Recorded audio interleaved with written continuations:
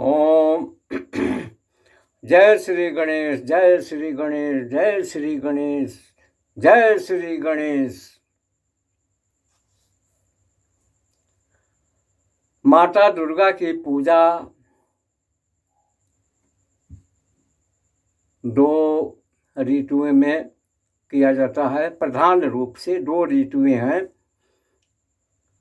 जिसमें माता जी का विशेष रूप से पूजा, हवन, आह्वान, स्तुति इत्यादि किया जाता है। इस पूजा में श्रद्धा, भक्ति, भाव और समर्पण विशेष रूप से होता है। पूजा होता है, अर्चन होता है, हवन इत्यादि किया जाता है, जिससे माता जी प्रसन्न होती हैं और प्रसन्न होकर आशीर्वाद देती हैं। बसंत ऋतु यानी चैत्र माह के कृष्ण पक्ष से बीतने अमावस्या के बाद शुक्ल पक्ष में जो नवरात्र होता है और दूसरा आश्विन शुक्ला प्रतिपदा से 9 दिन नवरात्रि का व्रत, पूजा, स्तुति इत्यादि होता है। इस पूजा में माता जी का विशेष रूप से पूजा होता है और सामूहिक रूप से भी होता है और व्यक्तिगत रूप से भी किया जाता है। घर में भी होता है और घर के बाहर भी मंडप वगैरह मूर्ति स्थापन करके भी किया जाता है। तो इस पूजा के बारे में क्यों किया जाता है, ये बात तो अहम बात है। ये दो ऋतु है, शरद ऋतु और बसंत ऋतु। ये दोनों ऋतुएं प्रकृति में ऐसी हैं कि पूरा इनका साम्राज्य होता है। शरद ऋतु का साम्राज्य होता है और बसंत ऋतु का साम्राज्य होता है। इन ऋतुओं में, दोनों ऋतुओं में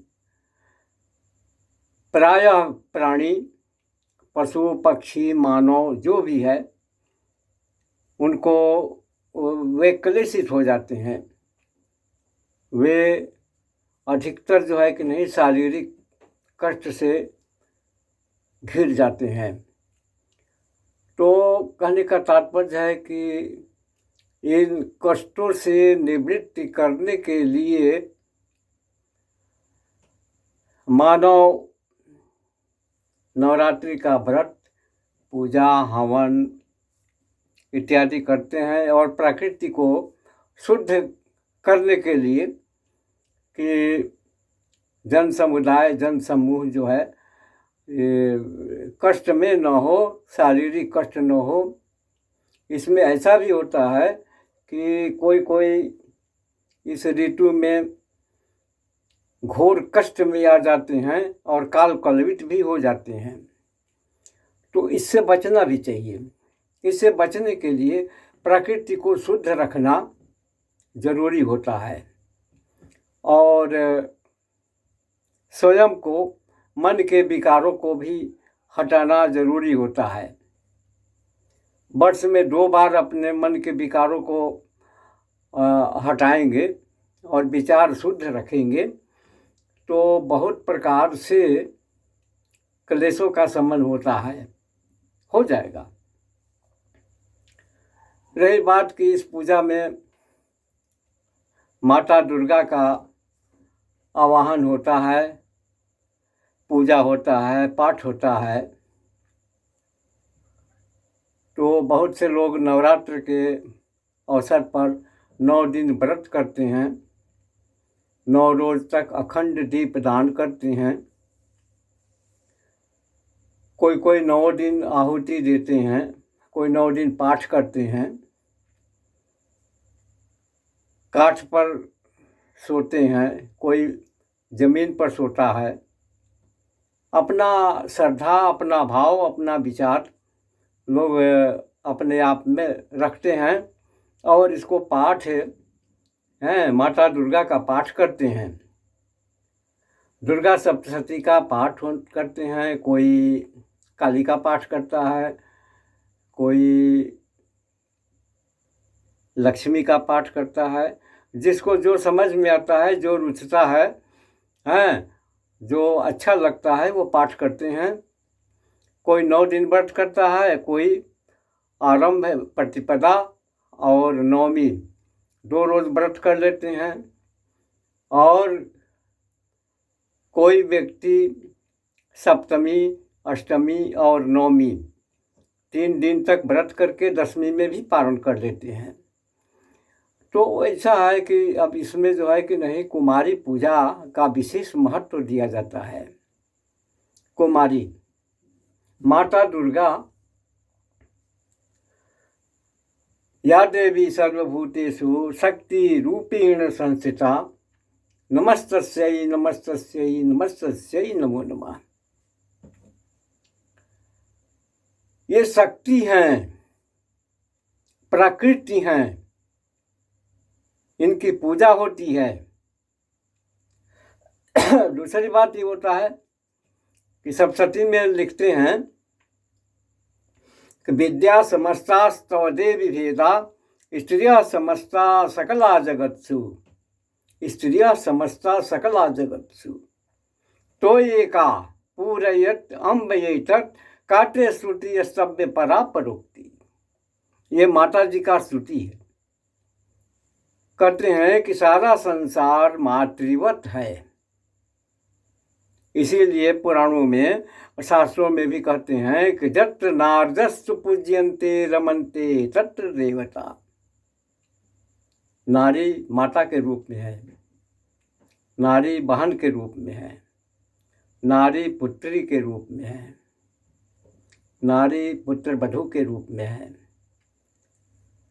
हर रूप में है, स्त्री रूप में है। तो इनकी शक्ति अपरंपार है। यदि नारी न रहे, प्रकृति, नारी प्रकृति है और पुरुष पुरुष है।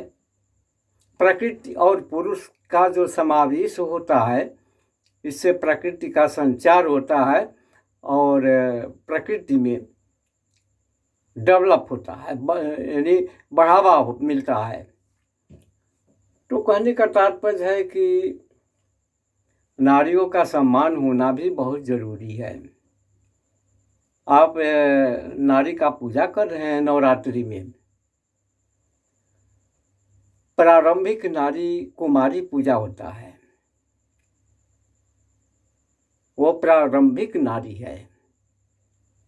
वो शुरुआत में ही आप जो है किशोर अवस्था, शैशव काल से लेकर 10 वर्ष की उम्र तक की नारी की पूजा की जाती है, कुमारी पूजा।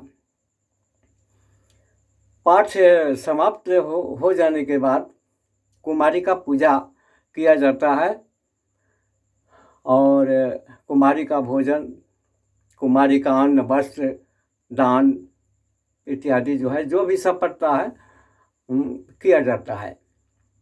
वैसे तो पुराणों में वर्णन मिलता है इसका कि 9 दिन 9 कुमारी का पूजा करना चाहिए,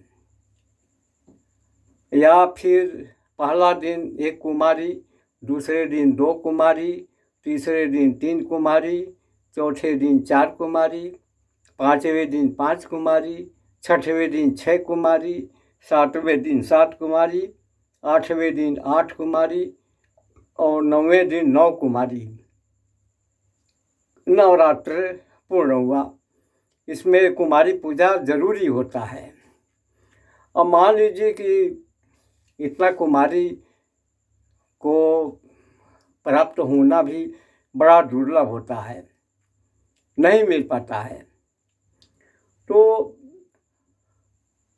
नवरात्र के नवमी के दिन आप 9 कुमारी का पूजा कर दीजिए। नौ कुमारी को जिमा दीजिए, नौ कुमारी को दान दक्षिणा कर दीजिए, पाठ समाप्त कीजिए और नौ कुमारी का पूजा कर दीजिए, हवन कर दीजिए, पूर्ण कर दीजिए नवरात्र का व्रत। इन नौ कुमारियों का अलग अलग से पूजा होता है, अलग अलग से नाम होता है। रविवार की पहली कुमारी जो है कि नहीं कुमारी कहलाती है, दूसरी कुमारी को शक्ति त्रिमूर्ति कहा जाता है, तीसरी कुमारी कल्याणी में आती है और चौथी का नाम रोहिणी है, पांचवी का कालिका है, छठवीं का चंडिका है, सातवीं का शांभवी है, आठवीं का दुर्गा है और नवीं का सुभद्रा है। ये नौ कुमारियों का नाम है। इन नामों से माता जी का पूजा किया जाता है। कुमारी का पूजा आप करेंगे और पूजा वो माता जी ही है। कुमारी को मातृ रूप में लेकर चलना है और मातृभाव से पूजा करना है। स्त्रिया समस्ता सकला जगत्सु, तब जाकर के नवरात्र के व्रत का पूर्ण होता है। अब रही बात की पारण वगैरह का जो विषय होता है, तो दशहरे के दिन जो है कि नहीं, नवरात्र समाप्ति के बाद नौमी समाप्त होने के बाद आप अच्छा से पूजा पाठ करके आप पारण कर सकते हैं। इसमें कोई ये बात नहीं है। पारण में अल्पाहार लेना चाहिए, क्योंकि व्रत में है आप, सब सूखा उखा हो गया होगा, पेट जो है कि नहीं ये हो गया होगा, कुल आता होगा।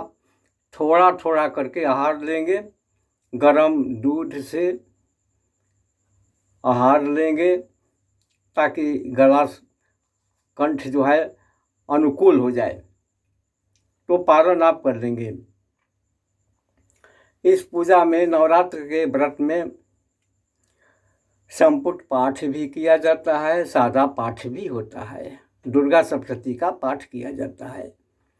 कोई कोई देवी भागवत का पाठ करते हैं और कोई व्यक्ति भागवत महापुराण का भी सप्ताह पाठ भी करते हैं। तो बात दोनों एक ही है। किसी भी तरह से आप नवरात्र का व्रत करते हैं, पूजा कर रहे हैं, नवरात्रि कर रहे हैं, तो कोई बात नहीं है, ठीक है, अच्छा है। दूसरी बात यह है कि अपने अंदर का संयमित करना और खान पान को संयम में लाना और मन को संयमित करना ही माता जी की पूजा है। आप पूजा कर रहे हैं, क्रोध में हैं, तो क्रोध रूप अच्छा नहीं होता है। ईर्ष्या में आ गए, द्वेष में आ रहे हैं, तो ये सब पूजा जो है कि नहीं, पूजा काल में 9 दिन नहीं करना चाहिए, थोड़ा बचा लेना चाहिए। शरीर को स्वच्छ रखें और ये 6 विकार जो है शरीर के अंदर, इसको मारे। ये 6 विकार ही जो है कि नहीं, ये बलि रूप में है। आप इसको मारेंगे तो जो माता जी का बलि पूजा होता है उसको आप प्राप्त कर लेंगे। बलि पूजा, मन के विकारों को मारना ही बलि पूजा है। 6 प्रकार के शरीर में पशु है, इन पशुओं का बलिदान चढ़ाना, माता जी के निमित्त समर्पित कर देना, ये बलि पूजा है। ऐसा बात नहीं है कि आप खसी भेड़ा मार रहे हैं तो वही जो है कि नहीं बलिदान हुआ। ये बलिदान है, अपने आप को समर्पित करना, 6 पशुओं को कंट्रोल में रखना, ये बलिदान है। ये भी एक बलि है। इसको करने से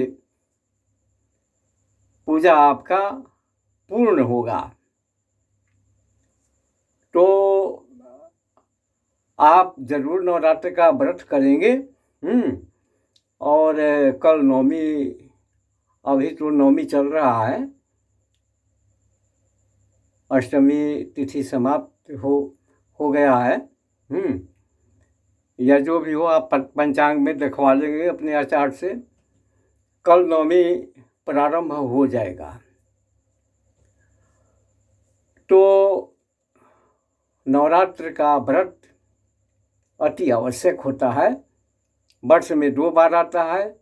और इस कोई भी नवरात्रि में, शरद ऋतु और बसंत ऋतु में जो नवरात्रि को आप प्राप्त करते हैं तो आरोग्य होते हैं। इन दोनों ऋतुएं जो है प्रकृति को परेशान करने वाली होती है। और प्रकृति में रहने वाला इंसान दुखी हो जाता है, रोगी हो जाता है, चिड़चिड़ा हो जाता है। इस ऋतु में व्यापार भी मंद पड़ जाता है। कार्यक्रम, कर्म, ये सब सारे जितने भी स्थितियां हैं वे सब के सब ठंडे पड़ जाते हैं और दुखी करने वाले हो जाते हैं। तो आप समझ गए होंगे कि माता कुमारी का पूजा, 9 कुमारी का पूजा किया जाता है और 9 कुमारी का नाम होता है। उस नाम से माता जी का पूजा किया जाता है। वैसे विंध्य क्षेत्र में तो प्रतिदिन कुमारी का पूजा होता है और खासकर नवमी के दिन विशेष करके पूजा होता है। 9 कुमारी का पूजा होता है। 9 कुमारी का भोजन कराया जाता है, दान दिया जाता है, दक्षिणा करते हैं, अन्न, वस्त्र, धातु, स्वर्ण, जिससे जो सपटता है वो देते हैं और पूजा करते हैं। और पूजा करके अपना मनोरथ को पूर्ण भी करते हैं। तो आप समझ गए होंगे माता जी के पूजा के बारे में। ये 9 कुमारियों का नाम है जो ये देवी भागवत में आया हुआ है, उसका वर्णन हमने किया है। तो आप जरूर करेंगे। जय माई जगदम्बा।